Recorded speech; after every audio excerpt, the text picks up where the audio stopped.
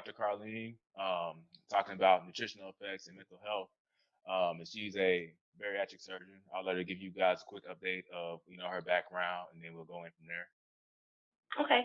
So yes, I'm Dr. Carlene, and I do bariatric surgery. And bariatric surgery is weight loss surgery, but not cosmetic the way I think some people kind of automatically think it is. So the weight loss is a good side effect, but the purpose of it is when your weight starts to affect your body in terms of now you're having other illnesses. So if your weight is giving you high blood pressure, diabetes, sleep apnea, depression, even, and a host of other illnesses, the surgery gives you kind of a jump start that you weren't able to do on your own to get to a healthier weight, to if not improve, hopefully get rid of a lot of the associated illnesses that come with being overweight.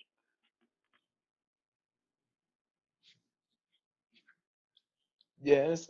So earlier this year, like on the Black Beard Brigade, social media, we always do things about health tip Thursdays and things like that. So a while back, we did have that conversation about gut health, like your gut health affects your mental health, and it's more so like the nutrition's effects on mental health, and a lot of times it's more about the malnutrition and the outcomes from and they had studies on it with outcomes of food mood connection, right? And certain foods have been tied to brain health, and then you also get the issues that come back when you're dealing with kids.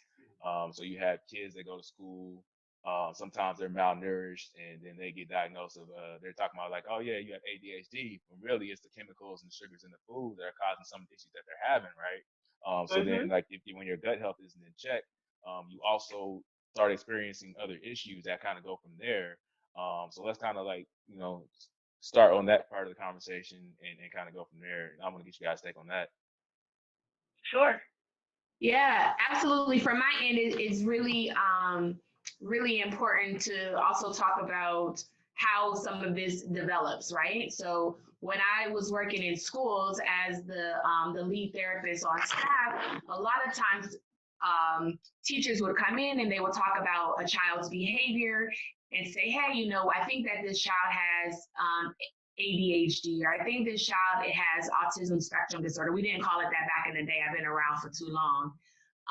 But there's all these things that we think are happening. Maybe, maybe we think that the child has oppositional defiant disorder or something. And a lot of times I would go into the classrooms in the very beginning of the career. I would go into the classrooms and kind of assess what was going on in the environment. And luckily, I was able to advocate with the organization because we had a lot of funding support to be able to bring some nutritionists and staff too, because a lot of my research was showing me that the food was affecting the behavior far more than we had given credit to. And why this was especially important to me as a Black woman is because most of the children that I was working with were also Black children or brown children. And so the food that they were getting access to in the urban environments were foods that were actually causing more complications in their mental health and their behavioral health. And so it's very political, right? Like, where are the grocery stores? Why are the grocery stores where they are? What are the costs of food in one neighborhood versus the cost of food in a different neighborhood and things like that? So I started working with families of young children early to talk about nutrition and how the nutrition was going to actually help with the behavioral issues. So I had different, I had different diets for different suspected disorders. So if people suspected that the child had ADHD and I hadn't done any evaluations yet, kind of like, hey, mom, dad, try this diet for the next 4 weeks and let me know, let's see how the outcome is. And many of the times we saw a lot of effects, changes in the diet, how the changes in the diet affected changes in the behavior. Some of those were very sustainable. And some of them weren't, just because, again, of economic reasons and political reasons as such. But early on, we started making the connections between nutrition and behavioral health, and subsequently addressing it with children so that as they become adolescents and they become young adults and older adults, they understand how their food really affects their behavior and affects their mental health overall. I mean, you brought up like a lot of good points. Like I said, I deal with mostly adults, but most adults were children at some point. And children, I think, are at the mercy of the situations that they were born into. So as you mentioned, if you are really kind of at the mercy of a high fast food, high refined diet, there's food desert, so you don't have, like you said, the grocery stores in your neighborhood that are accessible, or you cannot afford to buy like the fresh fruits and vegetables, you really are at a disadvantage. Because more than likely, not only is your whole kind of familial setup probably lower income or socioeconomic status. So you're not able to eat correctly, but you're not even able to get supplementation. So vitamins, supplementation are not the be all end all, but they can help. So it's like you're caught on both ends of really not getting what you need. And as you know, children, that's when your brain is forming. So when you don't give it the appropriate nutrients and minerals during that developmental phase, it does affect their adult brain function because it wasn't able to kind of form um, optimally, and it just kind of continues to perpetuate. So, I really admire what you do because setting kids up as well as you can as children is really the first start of setting them up as adults, whether we want to believe that or not. Yeah. And if we could get in with the kids early on, we also have a change in their home environment, right? Because mom doesn't want to cook 85 different types of meals, right? Like if I have to cook for Johnny and this is the diet he needs, then everybody in the family is about to eat the same thing, right? And so it impacts siblings, it impacts the parents. The problem though politically is that many of our children who are growing up in these particular environments don't have access because of these food deserts. And politically, we're placing all of this fast food in neighborhoods where we don't need the fast food, right? Like we don't need it.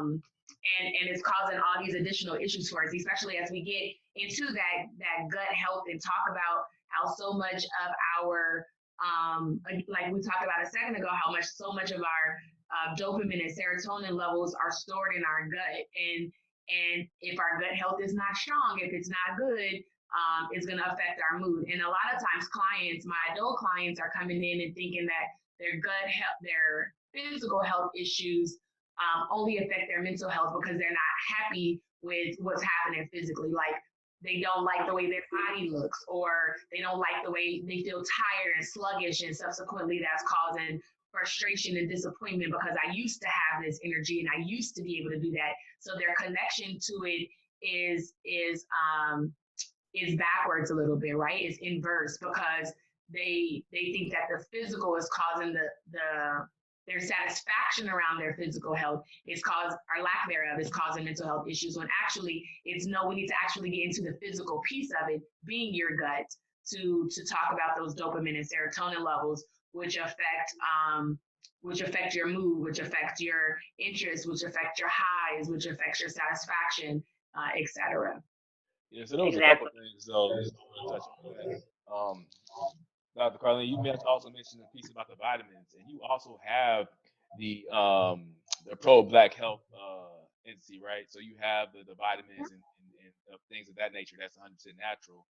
So what made you go in and decide to do the natural vitamins for people?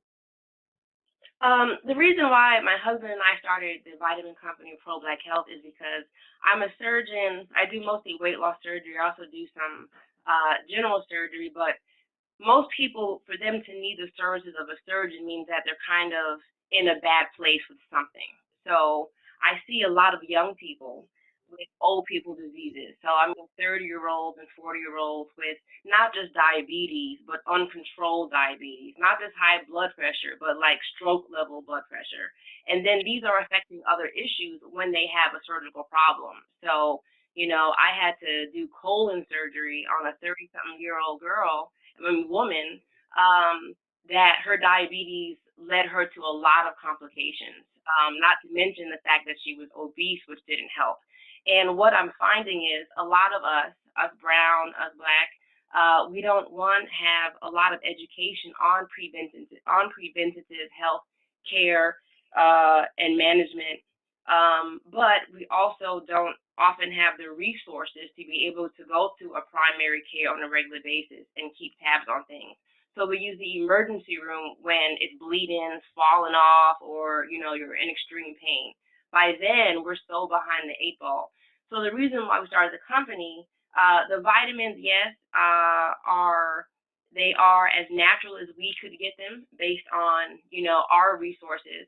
Um, but the vitamins are a way to kind of help people get additional health awareness.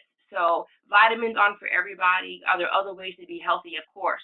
But let's say you are underinsured or uninsured. You live in an environment where you are in a food desert or you are subject to a lot of the fast food. What can you do to give your body some of the nutrients and minerals that it's missing in your food? So just because you eat, your cells could still be starving, right? Yeah. So we said, what can we do to kind of help counteract some of the issues when we know that it's much bigger than that, because it all goes back to politics. It all goes back to zoning and funding for different communities, of which individually I can't change a whole neighborhood. So if you are in that neighborhood, what can we do? We can educate you. We can talk about what vitamins do. We can talk about what foods have those vitamins, just to kind of give you that additional health knowledge to maybe do better for yourself in spite of your lack of resources. Yeah, absolutely. And 50% of the profits go back towards healthcare initiatives in minority communities. So it's like we want to help people help themselves, but their contribution to their individual health also goes back and help others. So it's really like our passion project just for us to do better as a people. Yeah, absolutely. Yeah, because like Absolutely. one of the things, they talk about like the glucose, right? So Hmm. like that acts of control deplete relatively large amounts of glucose, and so you have that either in adults, when they act up. A lot of times you call it the like just pretty much like the Snickers commercial, right? It's kind of like you get hangry.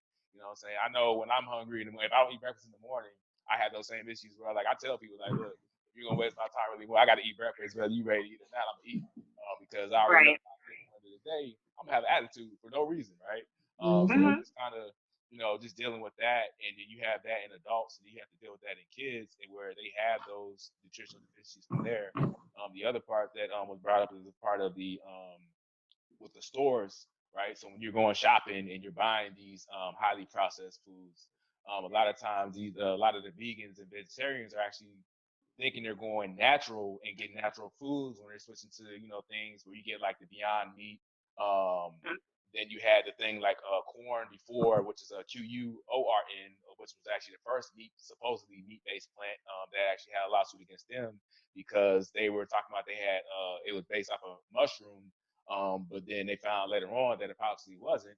So you have companies like that that's pushing these super processed foods, right? That people don't Hmm. even know, and they have inscrutable ingredients on there that people are going through, and they're like, oh yeah, yeah, I'm 100% vegan now. I'm not eating any meat. But sometimes a lot of these ultra processed foods are actually worse than the Yes. that they were putting in their body to begin with, and they're causing these issues. Like you look at places like Europe, you have Mountain Dew. The same Mountain Dew you get here isn't available in the UK because of the bromine one, which can irritate the skin irritate the skin and mucus in your brains, cause headaches, memory loss, and other issues. You have cereal. The cereal here has a bunch of chemicals in it, right? And it was a few years ago that I really started paying attention to that. That I stopped eating cereal as much as I have. They actually had cut it out at one point, and then I started finding other companies that was making um, cereals without those chemicals and stuff like that you found in there. That the U.S. companies were saying that they were going to stop selling, but when they sell them in the UK, they actually take those out, but they sell them to us. You get Skittles and Hmm. M&M that have artificial colors here. In the UK, they have actually natural colors. And then there Hmm. was the thing about the chlorine washed chicken. I didn't even know they was washing chicken in chlorine. Like that's crazy to me. And in the UK, they don't allow them to sell it. If it's been washed in chlorine, you can't sell it over there. So it's like Hmm. we're ingesting a lot of these foods here that other countries have either banned or made us modify when we sell it to them, but yet we still allow that to get pushed over here, and it's crazy. Yeah, Yeah. and it's gonna keep happening because money runs everything in this country. So when Hmm. it comes, everything starts at politics. So you have your lobbyists, and for every sector of our society, there is a counter sector, and whoever has the most money to sway the opinion of your politician to get the votes to make the law is what's going to happen. Yeah. They don't really care about individual people. It's all about businesses making as much money as they possibly can, but all of that comes indirectly or directly through government. And it's a really crazy system because citizens really don't have a chance on their own. You could say, yeah, we can, band together and vote for the best candidate, but that candidate is going to be bought by somebody. And whatever their cause that they're promoting is going to negatively affect a group of the population. So just because some of X politician stuff favors me, there's going to be others that he has to compromise and don't. And that's going to be probably forever in time because of the democracy that we live in, and cash is king. This country runs strictly on the business mindset of profit. Yep. Yep. Yep, absolutely. And it's so interesting that we talked about that because we talked a lot about it, when I work with children, we look a lot at not just what they're eating in terms of candy, but even what types of candy. Like you talked about the Skittles, right? And we also are looking at things like the dye that's put in there because we recognize that there's a correlation between the dye that children ingest and how it ultimately affects their behavior in their brain and how much sugar we put in everything. Our country also puts a lot of cow products in everything we eat, like a regular bag of potato chips, like generally a regular bag. I won't say any names, right? Because I don't need us to get in any trouble with these companies. But they coat their chips with milk, right? To keep the flavor on the chips. And so when people are saying, when we're making these connections about lactose intolerance, about how that ultimately affects our gut, we're missing the fact that most of our common foods in this country are made with cow products, right? Versus when we go overseas, like I have a dairy allergy. And so I'm very limited in what I can eat in the US. But when I go overseas to say like Spain, everything is made with oil. The same things that we make here with milk, they make over there with oil. And you see the difference in people's mood. You see a difference in their physical activity, of course, their body and body looks and things like that as well. But in Europe, they're encouraged to walk a lot more than we are here also.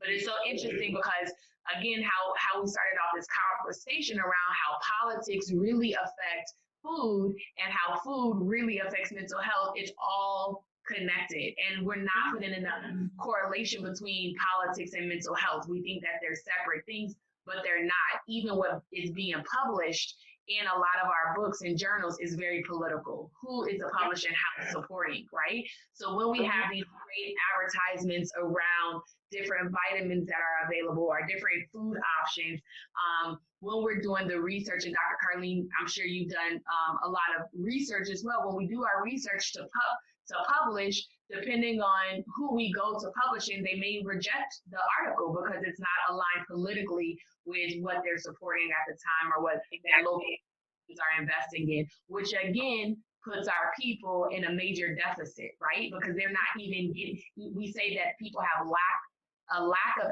access to information. It's also that the information is not being published out there, right? So it's not like it would be different if they could just open up a random book and get the information. But that's harder because the books aren't publishing what we know is true. Mm-hmm. Yep. Don't get me started over here.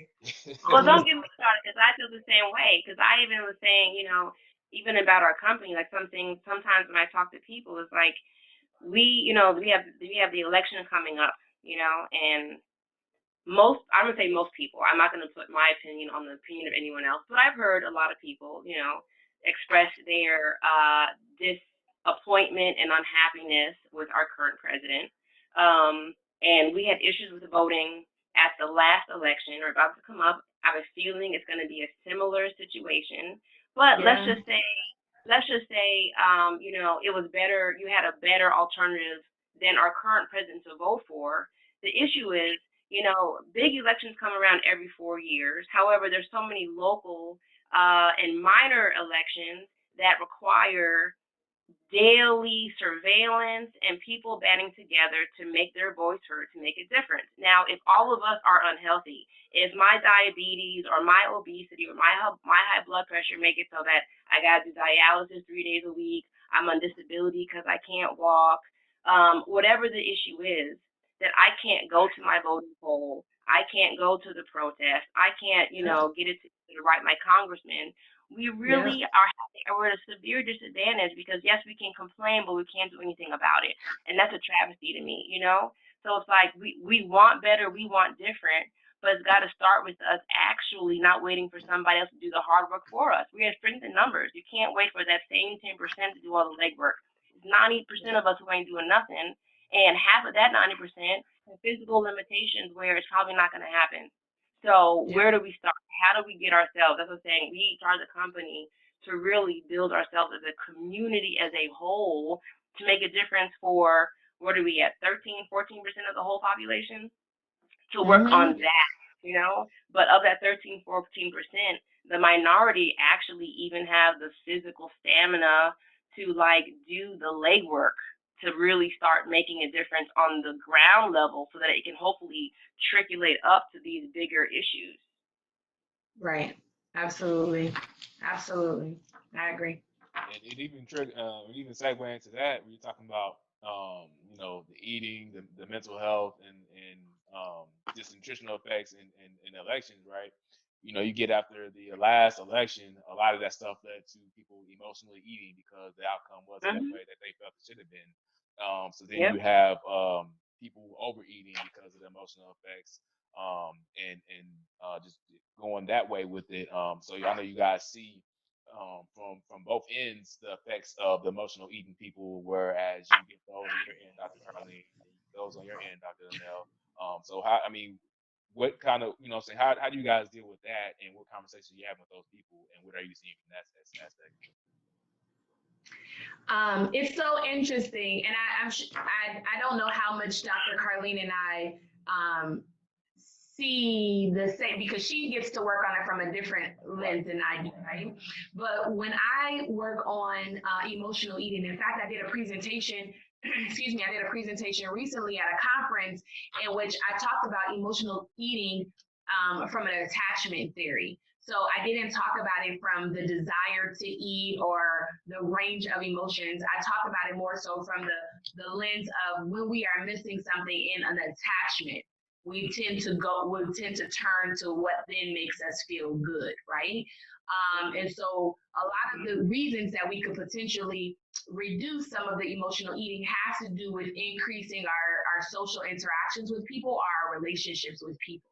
So if I just got fired from my job, if I had a best friend that I could go and spend the evening with and we could just sit there and cry and vent, I probably won't have the same level of emotional eating in that moment. You know what I mean? Or if I just experienced a huge success at my job or a huge success in my relationship, maybe we had a breakthrough in our relationship and I had the opportunity to go celebrate with my friends by going out for a walk or sitting in a park, then I'm probably not going to emotionally eat. And so when the adrenaline push after something emotional happens, if I have somebody to relate to, somebody to spend time with, somebody to attach to, I'm probably not going to turn to food, especially because emotional eating can essentially also be seen as one of our addictions, one of our food addictions, right? And when do we Mhm. find that people are turning to these substances? Is usually when something is lacking in their emotions. That doesn't account for people who are predisposed based off of genetics and things like that. That doesn't account for foodies who generally enjoy food. But even foodies are not necessarily emotional eaters. A lot of the time, they just enjoy the taste of the food. So they're taking time to enjoy the flavors. They're taking time to enjoy the experience of cooking the food or eating the food versus emotional eaters who can't always recall what they ate the night before, or they don't even recall the flavors that they had in that moment because they're just trying to like feed a deficit. And that deficit, through my lens as a therapist, is usually a deficit in relationship, a deficit in attachment. And so I spend a lot of time talking about where some of the deficits in our attachment as Black and Brown people come from, and how and the things that we can do to to circumvent that, if you will. Yeah, I mean, I completely agree. Like I said, we see it kind of we see the same issue just from a different, I guess, perspective based on what our service is to treat the issue. So if you've ever seen like 600-Pound Life with the guy down in Texas, and I started watching the show because it's what I do, and I was just curious. It's always interesting to see other people who do what you do. Do they have the same experience? Are their patients saying the same thing? Do they have the same challenges?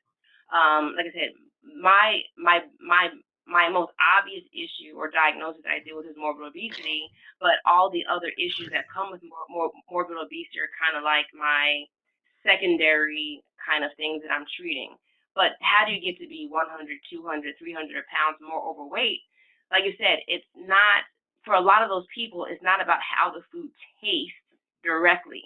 It's about how it's filling a void. It's that itch. So some people are drinkers, some people are smokers, some people are gamblers, but something happens in their life and that is their go-to, right? So if every time they get kind of mentally, I almost feel like it's like what is it called? Like a coil that gets tightened. So there's a lot of pressure and tension. So I think most people experience stress in life. And when they get tight, they have their go-to mechanism to uncoil. So for a lot of people, food was their like kind of their anti-anxiety or their soother or their coping mechanism, and it became habitual. And then it gets to a point where that's all you know because you kind of self-isolated. A lot of the people who are the closest to you may be responsible for giving you your emotional feelings to begin with, and it becomes just an out of control cycle. The issue where not I struggle with it, but what my patients struggle with that I have to get them to understand is that, it's bigger than the food. There's a reason why you are destructively eating. There's no way that you bought 5 pizzas for $5 and you ate it within 10 minutes and it's because you love the taste of food. You're like trying to scratch an itch. After surgery, you cannot communicate. You cannot have that same relationship with food. And there's a higher percentage of alcoholism or transferring one coping mechanism for another. So I make all of them get psychological evaluations prior to surgery because we got to figure out, is there something underlying all of this stuff? I know that you have to eat to live, but you don't have to eat 10,000 calories a day to live. You're eating when even you're not even hungry. So there's something else there. So we got to figure out, are there issues? And then two, after surgery, do you need to keep working on those issues? Because your coil is going to get wound up the same way it did before surgery. I can't bypass your brain. I cannot erase your memories or your experiences. So how do we change that relationship with food so that, one, you don't injure yourself by eating destructively, or you go to another dangerous coping mechanism that has its own side effects and complications with it. And for a lot of people, that's kind of the one thing that is the most difficult part to resolve because they want it to be a tangible thing. Doc, I'm not losing enough weight. Make it tighter, make it this, make it that. And it's like there's nothing physically wrong. We got to figure out, what is the root of your anxiety, your depression, your stress, and we got to figure out what can you do, like I said, with a good support system or finding an activity, because you can't rely on food the same way anymore. And it's just so fascinating to me how 70+% of the patients, that is really the core. There's some mental health, there's an emotional trigger that has them where they are. It's not just because they just love to eat just foolishness all day long. They do it by default, but that's not what it is. It's so much bigger than that. Yeah, absolutely. It's so awesome that you brought up 600-Pound Life, right? And you use the word fascinating. I'm fascinated by that show. I've been watching that show from the very beginning. And I remember how years ago they would spend such a large amount of time focusing on the mental health piece. Years ago, there was a large segment about how he would refer them to a psychologist. They would get the evaluation. Part of the reason I know that is because I was trying to see how I could get on the show. I wanted to do the evaluations.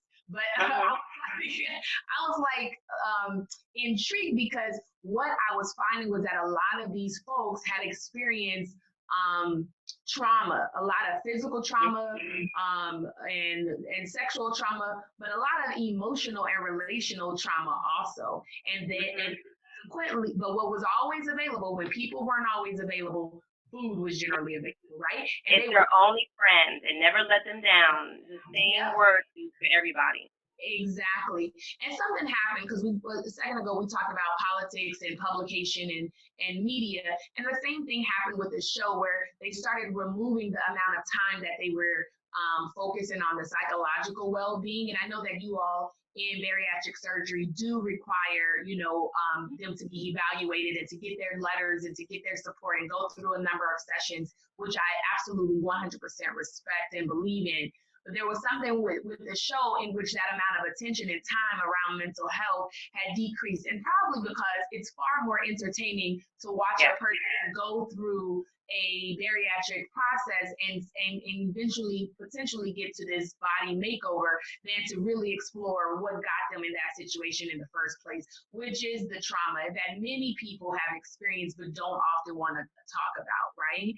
And so and also recognizing that in most of those situations where people are experiencing that amount of weight gain, the treatment, the mental health treatment needs to be extended far beyond the surgery, right? Like, be lifelong kind of treatment, because there's also, I know quite a few people who've had the surgeries, and there's also experiences that come after losing that amount of weight because society is treating them differently. Society is interacting with them differently. They are seeing themselves differently. They thought that once they maybe lost all this weight for health reasons, that there would also be physical body image things that they would look forward to, but they realized that they even started relating to themselves differently in a different body shape, right? And I know, Carl, we started talking about this in terms of like gut health, but all of this is connected to me because you're right, Dr. Carlene. I have many clients who will have the particular surgery, and then afterwards, they can't eat the way that they used to eat, right? And now they don't know full meltdowns. Full meltdowns, and the rest of the world is telling them just be happy because you're physically, more healthy, and your body looks differently. Like, why are you unhappy now? Well, I'm unhappy because one of my coping mechanisms has changed, and I don't know what to do, right? And I don't know how to navigate this differently. Yeah. I mean, quickly, just to kind of recap on that, but what hit home for me was I had a patient who was having a meltdown, and she literally said, "I mourn food." And then I thought about it because I'm someone when I'm stressed, I don't eat. But when I'm stressed, I talk to my father, I talk to my husband. Like that's how I cope. I need them to soothe me. If something were to happen to them and I'm stressed and I can't pick up that phone and they answer, I would have a similar meltdown, but for a different kind of my endpoint, my target, it's a different vehicle, but it's the same feeling. It's my angst is not able to be soothed because my go-to isn't there anymore, but they mourn the food like it's a person, like it's their, like it's something that they, like it seems like inanimate objects to us, but it honestly gives them that like comfort and care that most humans in their world were not able to give them. So now what? It's gone. Now what? Which is why it's important for us to spend so much time helping people build relationships. And I think, Carl, you and I talked about that in the last show that we did, how important relationships are, how important the actual development of interpersonal skills, right? Like, and our schools are not teaching them enough, right? They focus a lot on the academic curriculum, the math, the reading, and we're missing out on the huge part of emotional intelligence. And yes, if one person isn't available in that time of need, hopefully we have enough people in our village, because we've been developing our relationships and we've addressed where some of our own traumas in interpersonal relationships have occurred when somebody has disappointed us, right? Like the idea, what I hear from some of my clients is, such and such disappointed me, and so now I don't want to make any more new friends. And these are grown adults saying these things, people in their 40s and their 50s. And that saying, I don't want to make any more new friends, is really a reflection of childhood disappointment and adolescent disappointment that occurred also, right? When they've been disappointed in friendships for so long that it's easier to just shut down and to rely on these, these inanimate objects or these substances and things like that, because they're the trauma associated with it, but also the lack of skill set. We are not doing a good job in our country of building interpersonal skills, and these phones are not helping at all. People are on Instagram and they think they everybody friend. You know Portia Williams from the road. You don't know her. Why are you talking about? You know her. You don't know her. Shout out to Portia. You cute girl. The thing is that we're missing out on the opportunities to spend time with people, to dialogue, to share interests. What happens when we used to go to like hobby classes, right? And everybody would be sitting in there making pottery together, or people would participate in books and book clubs. We're like missing out on that. And so we don't have the opportunity to practice the skills. So even if we learn the skills, where are we practicing them, right? We eat lunch in our office instead of going to a place to meet up with somebody, even if it's for 30 minutes, and get revitalized emotionally. But like what you're saying, you said even eating, if you ever go out even to a restaurant, you can have people sitting together and all of them are on their phone separately. Right. Yeah, we talked about that too. It's crazy. We're like self-isolating. Like it's weird. It's the craziest thing. Yeah, it is the craziest thing. And my kids get so upset at me because we'll go out to dinner and I'm like, everybody put your phones down, right? And they will, right? Because they're great kids, very compliant, but you'll see every once in a while that just out of habit they go and reach for the phone. And it's really habitual, right? It's really like, oh, my hands feel empty. There's something I should be doing. Yes, there's something you should be doing because we are productive humans. We should always be doing something with our hands, but it is not checking your Instagram or posting a picture. So it's so interesting, again, how all of these things are so connected with each other. Yes. And circling back to something else, as far as the eating and the emotional eating piece. So like, do you ever? I guess, is there ever a case where you have people with like high metabolism that always have some of the issues too? Because for like me, like my metabolism is high. So me and Dr. Nell went to school together. My junior year in high school, my parents had me tested for tapeworm because like I just feel like hungry all the time, and I know but I know for myself like, all right, I need to stop eating because I ate enough. But at the same time, I still feel hungry. My mom would actually make a meal and then like make me like a pot of grits or something like that on the side, so I at least feel something. And then even in my adult life, I still have that trigger every now and then, where sometimes I actually realize that like maybe if I eat too late, that'll actually trigger my metabolism to react differently. And so the next morning, like I might wake up in like 4 or 5 in the morning just hungry, like I didn't eat the previous day, right? And then but I knew I ate, and you just have that feeling, and then that triggers that whole thing for like the next day or two, where I just, even if I eat, I still feel like I never ate to begin with, even right that I just ate, and it just doesn't change. So I actually stopped eating because I know that, hey, I ate enough, so let me cut this off, because I know what that limit is. But I know there might be other people that really don't, I guess, make that relationship or know themselves well enough to make that correlation to cut that off, and might have issues going down the road from there.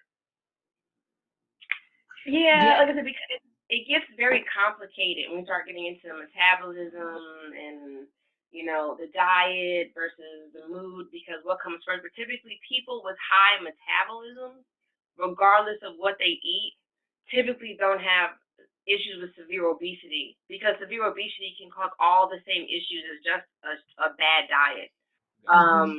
Because it's also the choices. So our Western diet has been statistically shown, to be with more refined and processed foods and sugars, have higher depression and anxiety, decreased brain function compared to maybe a more Mediterranean diet, which is more based on lean fish, vegetable, legumes, omega-3s, and oils and such. So you can have a high metabolism, but if your diet is trash, you may have a similar issue.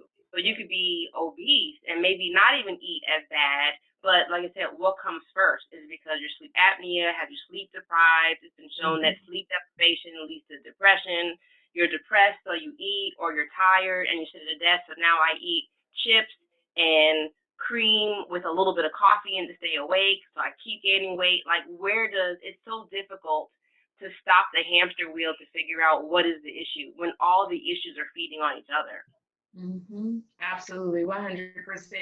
Yeah. To that point, to continue that point, at the beginning, I think we talked a little bit about the bacteria that's in our stomach and how that bacteria impacts our nervous system. And subsequently, that's what also has a role in our mental health. So it's less about the metabolism, but more about what you're bringing into your body that has an impact on your mental health. So even though you're burning the food really fast, if the food is not nutritionist and the food is not adding value to your body, then it is likely going to cause some issues with your mental health. The other thing is that if you're not eating with good nutrition, then you also stay hungry. That's separate than the people who are having a high metabolism. But if you're eating empty food, like the food is there, the calories are there, but there's no nutrition there, your body is still going to be hungry because your body is not asking for food per se, it's asking for the nutrition. And correct me, Dr. Carlene, if that's incorrect. But no, that is 100% true. You can be overweight and be malnourished. Exactly, because so when we, and this again is probably a Western thought, but when we get hungry, we think that our body is asking for food, when our body is really asking for nutrition that comes in the form of food. It could also come in the form of vitamins, it could come in the form of water, it could come in the form of different things, but we think, oh, I'm hungry, so I should go get this pizza, as opposed to, oh, what is it that my body needs right now? And if I'm tired, what has a lot of B vitamins in it that I can eat right now, as opposed to turning to the coffee. I hope, we don't get in trouble with that. I don't know who sponsors you, Carl.